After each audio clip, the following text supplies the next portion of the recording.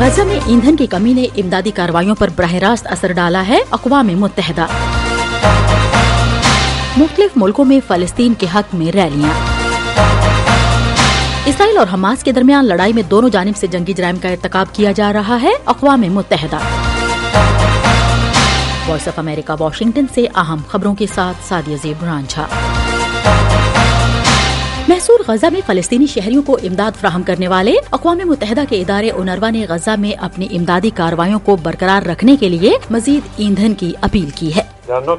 Only dying from bombs and strike, soon many more will die from the consequences of siege. اقوام متحدہ کی relief and works agency کے commissioner general flip لازارینی نے یروشلم میں ایک news conference کو بتایا کہ حماس کے زیر اقتدار علاقے میں عام شہریوں کو درپیش مشکلات بہت زیادہ ہیں اور ایندھن کی فراہمی کی کمی نے ان کی امدادی کارروائیوں پر براہ راست اثر ڈالا ہے۔ انہوں نے ضرورت مند لوگوں تک امداد فراہم کرنے کے لیے انسانی بنیادوں پر جنگ بندی کی بھی اپیل کی۔ اسرائیل نے یہ کہتے ہوئے امدادی کھیپوں کے ساتھ ایندھن لانے کی اجازت سے انکار کر دیا ہے کہ حماس کے عسکریت پسند اس پر قبضہ کر سکتے ہیں۔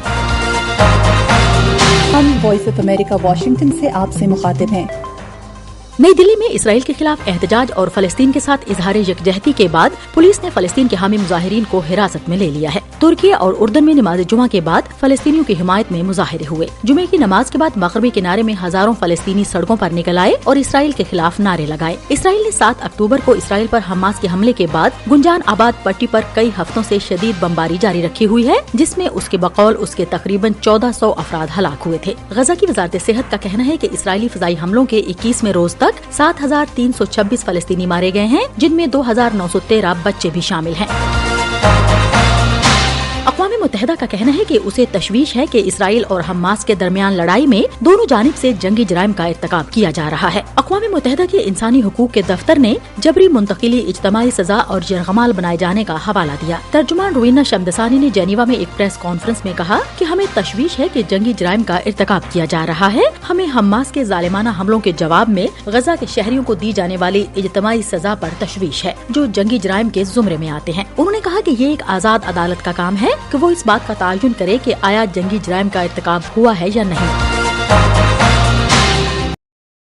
سینکڑوں پولیس اور قانون نافذ کرنے والے اہلکار جمعے کو شمال مشرقی امریکی ریاست مین میں ایک 40 سالہ شخص کی تلاش جاری رکھے ہوئے ہیں، جس نے حکام کے مطابق لوئسٹن کے چھوٹے سے شہر میں 2 مختلف مقامات پر فائرنگ کر کے 18 افراد کو ہلاک کر دیا تھا۔ ریاست مین کی پولیس کے سربراہ کرنل ولیم راس نے کہا کہ مشتبہ شخص رابرٹ کارڈ مسلح اور خطرناک ہے اور یہ کہ جو بھی اسے دیکھے پولیس کو فوراً اطلاع دے۔ پولیس نے بتایا ہے کہ رابرٹ US آرمی ریزرو کا ایک رکن ہے، جس نے حال ہی میں بتایا تھا کہ اسے ذہنی صحت کے مسائل ہیں۔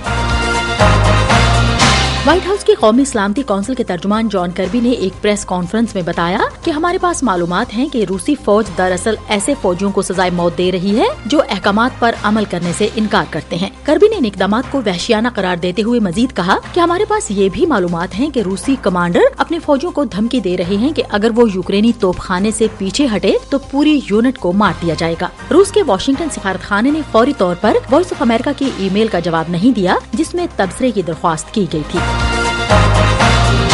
ہم وائس آف امریکہ واشنگٹن سے آپ سے مخاطب ہیں۔ سربیا کی سرکاری ٹیلی ویژن کے مطابق ہنگری کے ساتھ سربیا کی سرحد کے قریب تارکین وطن کے درمیان فائرنگ کے نتیجے میں 3 افراد ہلاک اور 1 شخص شدید زخمی ہو گیا ہے۔ پولیس نے ابھی تک کوئی سرکاری بیان جاری نہیں کیا۔ سربیا اور یورپی یونین کے رکن ملک ہنگری کے درمیان سرحد کے قریب تشدد اور فائرنگ کے واقعات عام ہیں۔ ہزاروں تارکین وطن اس علاقے میں ڈیرے ڈالے ہوئے ہیں اور اسمگلروں کی مدد سے سرحد پار کرنے کے راستے تلاش کر رہے ہیں۔ سربیا کی پولیس نے گزشتہ کئی مہینوں کے دوران متعدد موقعوں پر سرحدی علاقے میں چھاپے مارے ہیں۔ اس کے ساتھ ہی اہم خبروں کا یہ بلیٹن اب ختم ہوتا ہے۔ سعدیہ زیب رانجھا اور ایڈیٹر ندیم یعقوب کو اجازت دیجیے۔